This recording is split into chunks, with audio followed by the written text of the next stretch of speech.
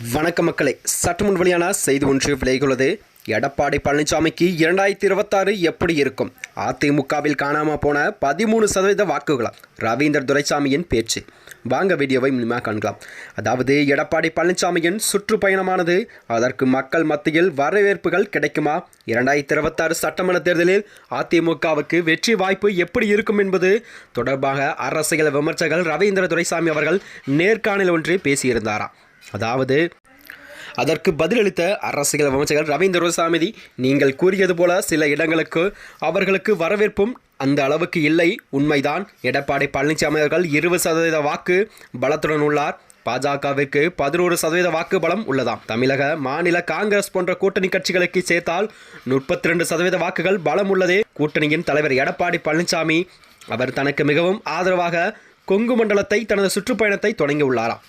அவரால் ஆட்சியை மாற்ற முடியுமோ என்றோ, அவர் ஆட்சியை மாற்றி விடுவாரோ என்றோ மக்கள் நம்பவில்லை.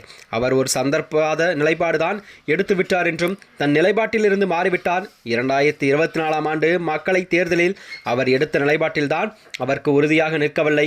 பல்ட்டி அடித்துதான் பாஜக பக்கம் வந்துள்ளாராம். அது மட்டுமன்றி இந்த கூட்டணி பொருந்துமா, அண்ணாமலைக்கு என்ன முடிவு எடுப்பார் என்பது தொகுதி வீட்டில் பிரச்சனைகள் வரும். கூட்டணியில் வேறு எந்த கட்சிகளும் உள்ளே வர முடியாது. விஜய் நிலைப்பாடு என்ன? பாமக சிக்கலில் உள்ளது.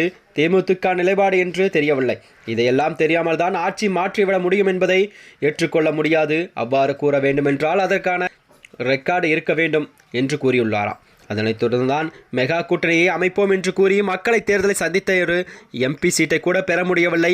பாஜகவுடன் கூட்டணி கிடையாது என்று சொல்லிவிட்டு வேறு வழியின்றி இரண்டாவதாக இடத்தை தக்க வைப்பதற்காக கூட்டணிக்கு சென்று விட்டார் என்றும் கூறியுள்ளார்.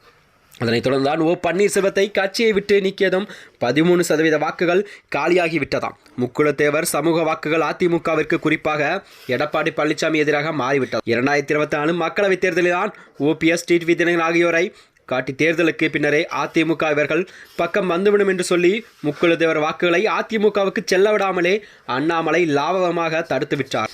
இதனைத் தொடர்ந்துதான் நாம் தமிழர் கட்சியின் ஒருங்கிணைப்பாளரான சீமாமன் அவர்களுக்கும் முக்குளத்தேவர் சமூக ஆதரவு தற்போது அதிகரித்து வருகிறதாம். 2021 சட்டமன்ற தேர்தலில் தான் அதிமுக குறிப்பிடத்தக்க வெற்றியை பெற்றதுக்கு காரணமே OPS ஆக இருந்து வந்தாராம். உசிலம்பட்டி, முதுகுளத்தேவர், தூத்துக்குடி அந்த வட்டாரங்களில் அதிமுகவுக்கு டெபாசிட் போய்விட்டது என்றே கூறலாமா. அதன்படிதான் 2024 மக்களவைத் தேர்தலில் இந்த பகுதியில் தான் டெபாசிட் காலியானது. OPS நீக்கியதற்கு பிறகுதான் வெள்ளாளகவுண்டர் சமூகமும் அதிகமாக இருக்கும் ஈரோடு கிழக்கு இடைத்தேர்தல் கூட அதிமுக 30% இருந்து 25% வாக்குகளை இழந்துவிட்டது. உள்ளாட்சி தேர்தலில் 1% வாக்கு எடுத்த நாம் தமிழர் கட்சி சீமான் அப்போது 6.3% வாக்குகளை பெற்றார் என்றே கூறலாம். இதற்கு காரணம் அதிமுக கட்சியிலிருந்து OPS அவர்கள் நீக்கியதற்கு காரணமாகத்தான் இந்த 13% வாக்குகளும் காலியாக உள்ள நிலையில் உள்ளது என்று கூறலாமா. மேலும் இது போன்ற வீடியோக்களை தெரிந்து கொள்ள நமது சேனலை மறக்காமல் சப்ஸ்கிரைப் செய்து கொள்ளும். நன்றி.